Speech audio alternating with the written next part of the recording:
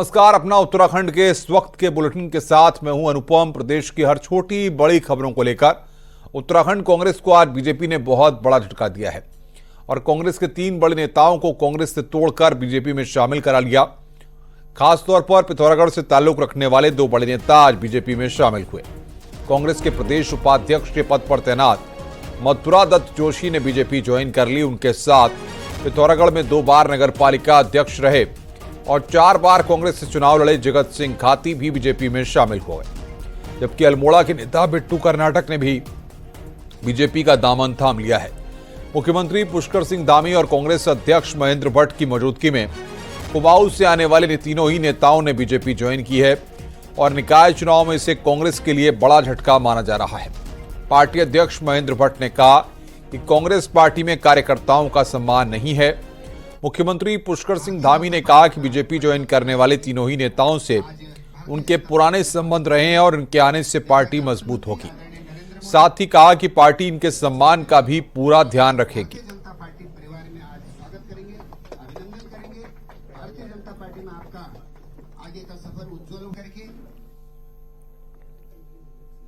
मुख्यमंत्री पुष्कर सिंह धामी ने निकाय चुनाव में बड़ी जीत का दावा किया है और कहा है कि कांग्रेस ने ही केदारनाथ चुनाव को सेमीफाइनल कहा था और उसमें उनकी करारी हार हुई और अब निकाय चुनाव में हार के बाद कांग्रेस का नाम ही जनता के बीच से गायब हो जाएगा। सीएम ने कहा कि निकाय चुनाव जीतकर ट्रिपल इंजन की सरकार बनेगी। साथ ही सीएम ने कहा कि इसी महीने उत्तराखंड में यूसीसी लागू होगा, लेकिन अभी उन्होंने तारीख नहीं बताई है। न्यूज 18 के साथ सीएम धामी ने एक्सक्लूसिव बातचीत की।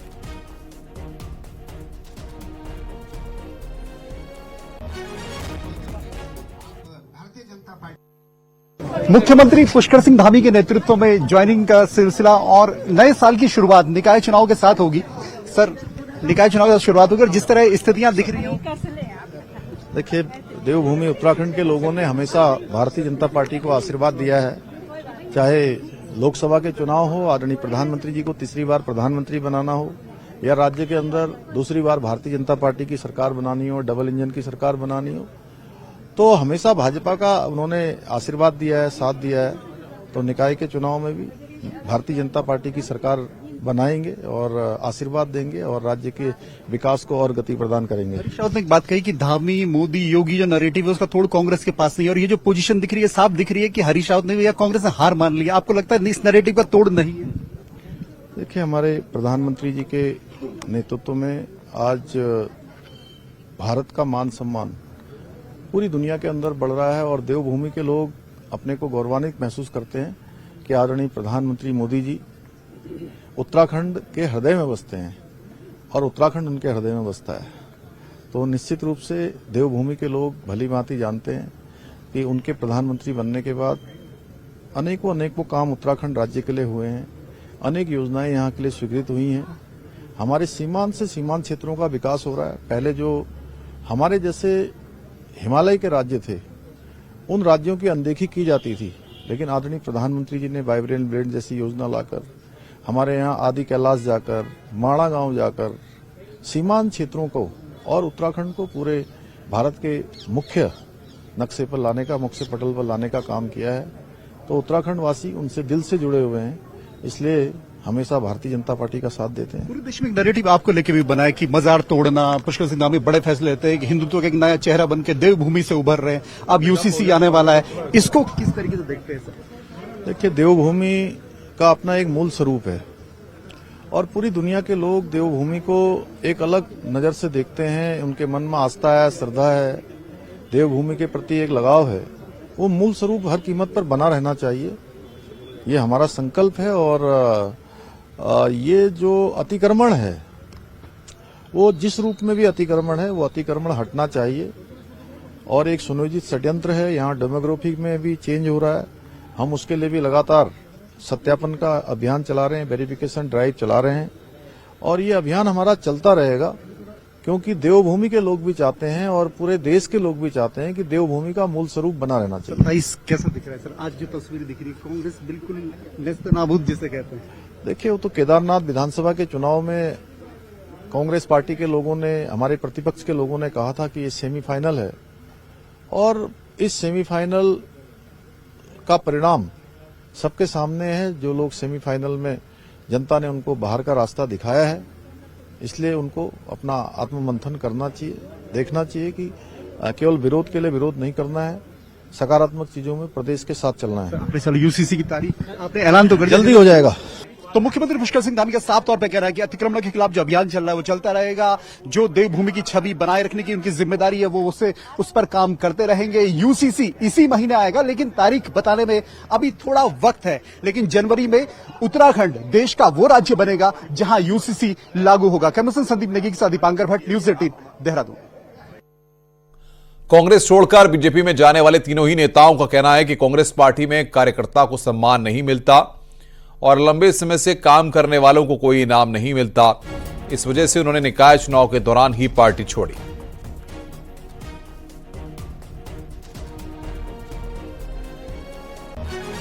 देखिए, कोई मजबूरी नहीं है। जिस तरीके से पार्टी ने उपेक्षा की, जिस तरीके से पार्टी ने प्रताड़ित करने का काम किया, 48 साल काम करने के बाद भी अगर पार्टी थोड़ा भी मान सम्मान नहीं रह सकती है तो निश्चित रूप से पार्टी छोड़ने, दिल हमारा भी तो दर्द है। बहुत भारी मन से पार्टी छोड़नी पड़ रही। कई नेताओं के फोन भी आए, लेकिन पार्टी को स्वयं सोचना चाहिए कि हम जैसे कार्यकर्ता कांग्रेस को क्यों छोड़ रहे हैं। ऐसा लगा कि कांग्रेस में जो हम इतने पुराने वर्कर हैं, जैसे जोशी जी ने बताया, जब हम जैसे लोगों की वहां पर कोई कदर ही नहीं होगी, हम पढ़े लिखे लोग हैं, तो अगर एक पैसे वाले लोगों को ही सब कुछ मिल जाएगा तो अब हम राजनीति भी कर रहे हैं, लोगों की सेवा भी कर रहे हैं, पैसा भी कमाए, दो चीज तो हो नहीं सकती है। तो हमने जब 35 साल तक जनसेवा की है, उसके बदले में पार्टी हमको अगर कुछ दे ना सके तो कम से कम हमारा मान सम्मान तो बनाए रखना चाहिए पार्टी ने। अगर हर स्थान पे आपको धन बल, बाहुबल यही आवश्यकता है तो फिर कार्यकर्ताओं की क्या आवश्यकता है। मैं पिछले 3 महीने की 4 तारीख को, हर महीने की 4 तारीख को एक पत्र अपने आला कमान को भेजता था कि कोई तो जवाब दे। प्रदेश से लेकर राष्ट्रीय स्तर पर कोई सुनने को तैयार नहीं है। अब मुझे लगा कि अब पार्टी में हमारे जैसे कार्यकर्ताओं का कोई स्थान नहीं। निकाय चुनाव के बीच कांग्रेस को झटका लगा है, लेकिन अब तक कांग्रेस के बड़े नेताओं की कोई प्रतिक्रिया सामने नहीं आई। जबकि बीजेपी में शामिल तीनों नेताओं ने इस साल के लिए कांग्रेस के बड़े नेताओं को जिम्मेदार बताया। वहीं कांग्रेस प्रवक्ता शीशपाल बिष्ट का कहना है कि जिन्हें पार्टी ने सब कुछ दिया तो अपनी जरूरतों के लिए सत्ता में जा बैठे हैं।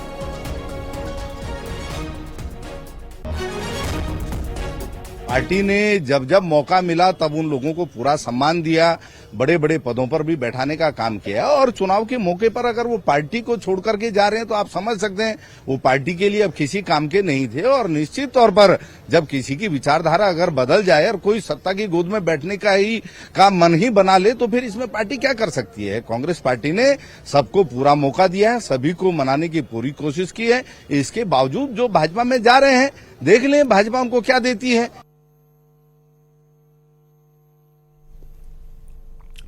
निकाय चुनाव में रामनगर में नगर पालिका का मुकाबला बेहद दिलचस्प है। यहां कांग्रेस ने सीट को ओपन छोड़ा है, लेकिन इस चुनाव में कांग्रेस के 2 दिग्गजों की साख दांव पर है।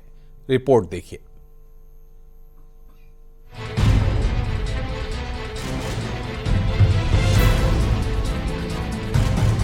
निकाय चुनाव में कांग्रेस ने रामनगर से किसी को भी सिंबल नहीं दिया, जिसके चलते इस ओपन सीट से कांग्रेस के सामने बड़ी मुश्किल खड़ी हो गई।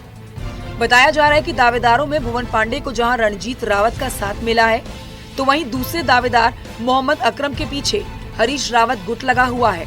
ऐसे में दोनों प्रत्याशियों के साथ ही पार्टी के दोनों दिग्गजों की साख भी दांव पर है। ये राजनीति में हम सब कांग्रेस के वरिष्ठ नेता हरीश रावत जी हैं, मुख्यमंत्री भी रहे। एक बहुत ज्यादा विलक्षणताएं होते हुए कांग्रेस के अंदर और बहुत सामान्य सीट होने पर बहुत दावेदार होने के नाते सीटिंग गेटिंग के फार्मूले को भी ध्यान में रखते हुए, माइनॉरिटी को भी ध्यान में रखते हुए जब ये स्थिति नहीं हुई तो रावत जी ने इस सीट को ओपन कर दिया। हरीश रावत खुद हमेशा रामनगर में निर्दलीय को सपोर्ट करते आए हैं, तो ये तथ्य किससे छुपा थोड़ी है। इस बार भी रामनगर में कांग्रेस ने जो है सिंबल तो नहीं दिया पार्टी ने, लेकिन जो रामनगर लोकल बॉडी है कांग्रेस की, नगर कांग्रेस है या ब्लॉक कांग्रेस है या जो है मालदन कांग्रेस कमेटी है, तो इन्होंने मिल करके जो है भुवन पांडे को चुनाव लड़ा रहे हैं। भुवन पांडे नगर पालिका से वीआरएस लेकर चुनाव लड़ रहे हैं। ऐसे में अनुभव में वो मोहम्मद अकरम से आगे नजर आते हैं। लेकिन भुवन पांडे के लिए खुद कैंपेनिंग कर रहे रणजीत रावत के चलते मामला दिलचस्प हो चला है। मैं बहुत अच्छी लीड दूंगा, बहुत अच्छा लड़ूंगा, जनता मेरे साथ है और तमाम लेबर मजदूर बड़े लोग सब मेरे साथ। जब तुम मेरी काट पे हो तो मुझे तो अपना सहारा चाहिए सियासत में, तो कुदरत ने हरीश रावत जी को मेरे साथ भेज दिया। कि मैं किन्हीं दो लोगों से नहीं लड़ रहा हूं, मेरी लड़ाई है रामनगर में अशिक्षा के खिलाफ, मेरी लड़ाई है रामनगर में बदहाल स्वास्थ्य सेवाओं के खिलाफ, मेरी लड़ाई है रामनगर में सामाजिक बुराई जुए के खिलाफ। निकाय चुनाव 2025 के बहाने फिर दोनों दिग्गज आमने सामने दिखाई दे रहे हैं। ऐसे में रामनगर की सीट पर सबकी निगाहें हैं। न्यूज़ 18 के लिए रामनगर से गोविंद पाटनी की रिपोर्ट।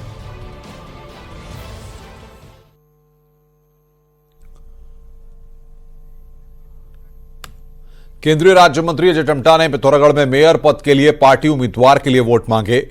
केंद्रीय मंत्री ने पिथौरागढ़ सिटी में पैदल घूमे और मतदाताओं से बीजेपी की कल्पना देवलाल को वोट देने की अपील की। इस मौके पर टम्टा ने कहा कि बीजेपी की डबल इंजन की सरकार ने पिथौरागढ़ में हवाई सेवा शुरू करने से लेकर मेडिकल कॉलेज निर्माण का काम किया है। यही नहीं, सड़कों को बेहतर बनाने का काम भी बीजेपी की सरकार ने किया है, जिसका फायदा निकाय चुनाव में पार्टी को मिलेगा।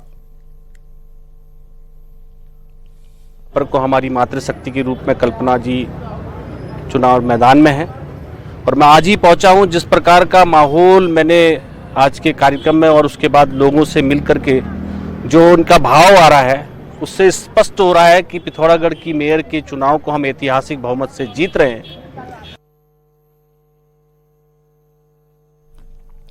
हल्द्वानी में कांग्रेस का चुनाव प्रचार अब धीरे धीरे जोर पकड़ने लगा है। कांग्रेस अपनी एकजुटता दिखाकर जनता के बीच जा रही है। नेता प्रतिपक्ष यशपाल आर्य ने कुमाऊं के बड़े नगर निगमों में खुद पार्टी के प्रचार की कमान थाम रखी है। आर्य ने दावा किया है कि कांग्रेस के लिए अच्छा माहौल है, जनता बीजेपी से विकास का हिसाब मांगने के मूड में है। रिपोर्ट कार्ड शून्य है। भाजपा चाहे कितना ही कुछ कह ले, लेकिन जनता ने फैसला कर लिया है। ऐसा मुझे महसूस हो रहा है कि बदलाव का, परिवर्तन का। देहरादून नगर निगम के लिए कांग्रेस उम्मीदवार वीरेंद्र पोखरियाल ने प्रचार शुरू कर दिया है। वीरेंद्र पोखरियाल का कहना है कि देहरादून राजधानी है और पार्टी ने पहली बार राज्य आंदोलनकारी पर भरोसा लिया है। उन्होंने कहा कि उत्तराखंड आंदोलन में महिला शक्ति ने बड़ा रोल निभाया और उन्हें पूरा विश्वास है कि देहरादून की जनता राज्य आंदोलनकारी का साथ देगी।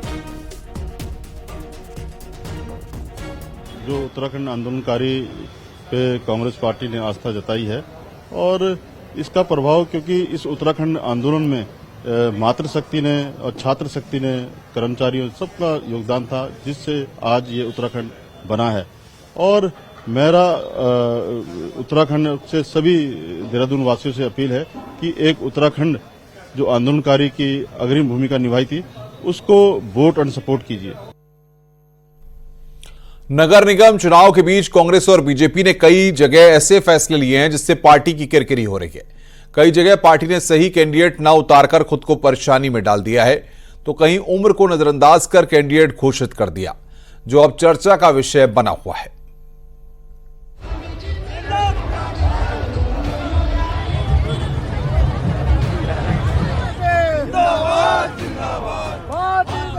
नगर निकाय चुनाव के बीच सभी राजनीतिक दलों में नेताओं के गले पर माला डालने का सिलसिला जारी है, लेकिन ये माला कई जगह पार्टियों के गले नहीं उतर रही। उदाहरण के तौर पर उधम सिंह नगर की नगला नगर पालिका से कांग्रेस ने एक ऐसे कैंडिडेट को मैदान में उतार दिया जिसकी उम्र चेयरमैन चुनाव लड़ने लायक ही नहीं थी। ऐसे में कांग्रेस बिना चुनाव लड़े ही मैदान से बाहर हो गई और अब पार्टी अपने ही नेताओं के निशाने पर है। मेरी पूरी तैयारी होने के बाद मुझे यहाँ का निवासियों का पूर्ण समर्थन मिलने के पश्चात भी मुझे कांग्रेस संगठन ने दरकिनार करते हुए ऐसे व्यक्ति को टिकट दिया जो कांग्रेस से कहीं दूर दूर तक संबंध नहीं रखता था, जिसकी आयु भी है। हालांकि कांग्रेस के नेता इस पर अपनी गलती मान रहे हैं, लेकिन इसके पीछे बीजेपी का खेला बता रहे हैं। इनका आरोप है कि नगला से कांग्रेस के कैंडिडेट का नामांकन खारिज होने के बाद पार्टी ने जिस निर्दलीय प्रत्याशी का समर्थन किया था उसे बीजेपी ने किडनैप कर लिया। राकेश यादव को हमने ओबीसी के नाम पर टिकट देने की बात कही थी, उसके बावजूद जनरल सीट हो गई उसके बावजूद हमने उसको टिकट का कहा कि ठीक है अब आप चुनाव लड़ लीजिए, पार्टी के ही हैं आप।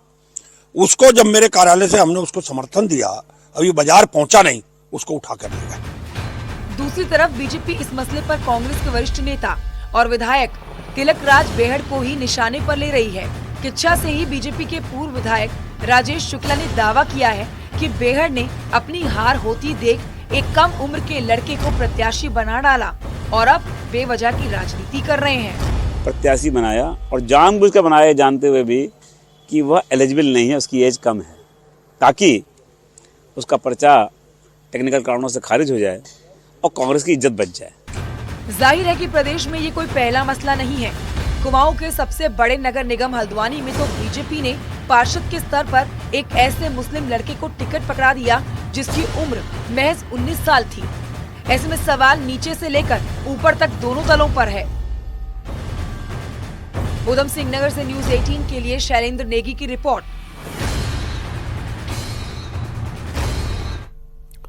मुख्यमंत्री पुष्कर सिंह धामी ने शीतकालीन चारधाम यात्रा को राज्य के लिए गेम चेंजर बताया है और कहा है कि आने वाले सालों में इससे रोजगार में खासी बढ़ोतरी होगी।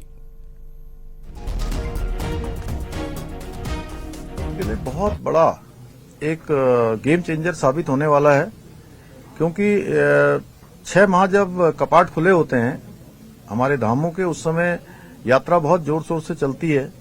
उस दौरान हमारे व्यापारियों का काम चलता है, होटल वालों का काम चलता है, घोड़ा खच्चर वालों का काम करता है, डंडी कंडी वालों का काम चलता है, टैक्सी वालों का काम चलता है। अनेक प्रकार के सभी लोगों को कुछ न कुछ काम मिलता है, सबकी आर्थिकी चलती है, व्यापार चलता है, कारोबार चलता है और ये लाइफलाइन है। लेकिन 6 माह यात्रा जब बंद हो जाती थी, कपाट बंद हो जाते थे, तो उनका कारोबार बंद हो जाता था, उनको अन्य स्थान अपने सब काम बंद करने पड़ते थे। इस यात्रा के शुरू होने से एक नया अध्याय शुरू हो रहा है, एक नया काम शुरू हो रहा है। अल्मोड़ा में 38वें राष्ट्रीय खेलों में योगासन होना है, जिसके लिए अभ्यास किया गया। कई संस्थान के बच्चों ने योग साधना की। खेल प्रशिक्षक ने कहा कि राष्ट्रीय खेलों में अल्मोड़ा को योगासन के लिए चुना गया है, जिसकी तैयारी की जा रही है।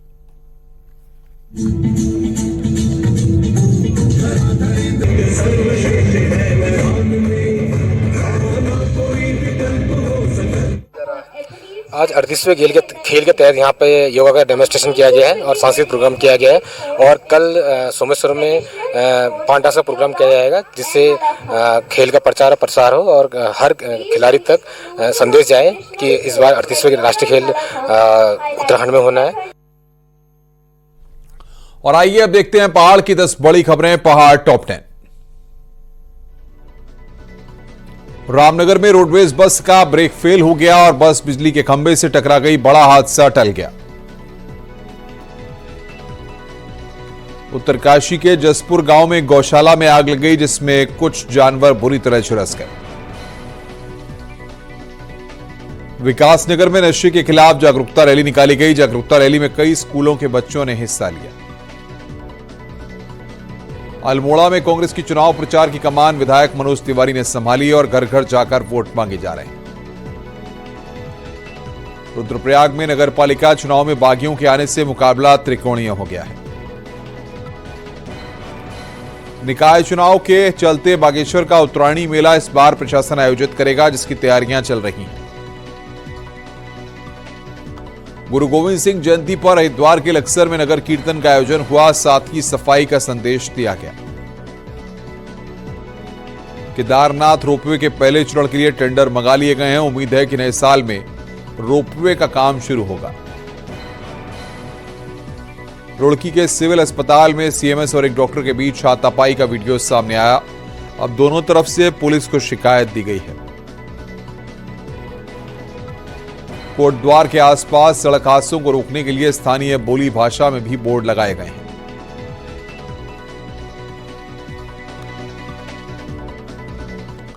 नैनीताल के भीमताल में आज एक फैक्ट्री में बड़ी आग लग गई। दिन के वक्त तारपीन तेल की फैक्ट्री में भीषण आग लग गई, जिससे आसपास भी खतरा बन गया। कितनी भीषण थी कि फैक्ट्री से बाहर भी आग का कहर देखने को मिला है, जिससे आसपास दुकानों पर भी खतरा बन गया।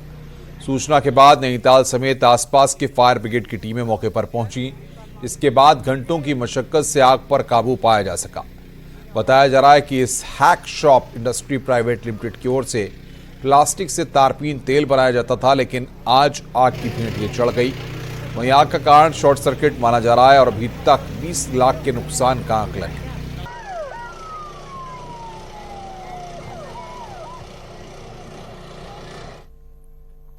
हरिद्वार में चाइनीज मांझे की चपेट में आकर हुई एक शख्स की मौत की घटना का सीसीटीवी फुटेज भी सामने आया। वीडियो 1 जनवरी का है, जब 46 साल का अशोक बाइक से जा रहा था। जगजीतपुर के राजा गार्डन के पास बाइक चला रहे अशोक की गर्दन से मांझा लिपट गया, जिसके बाद अशोक ने बाइक साइड को रोककर मांझे को हटाया, लेकिन इस बीच उसकी गर्दन की नस कट गई, जिससे खून बहने लगा। मौके पर मौजूद दूसरे लोगों ने उसकी मदद की और अस्पताल भेजा गया, जहां ज्यादा खून बह जाने से उसकी मौत हो गई।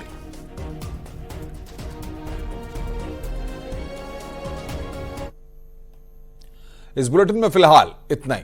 नमस्कार।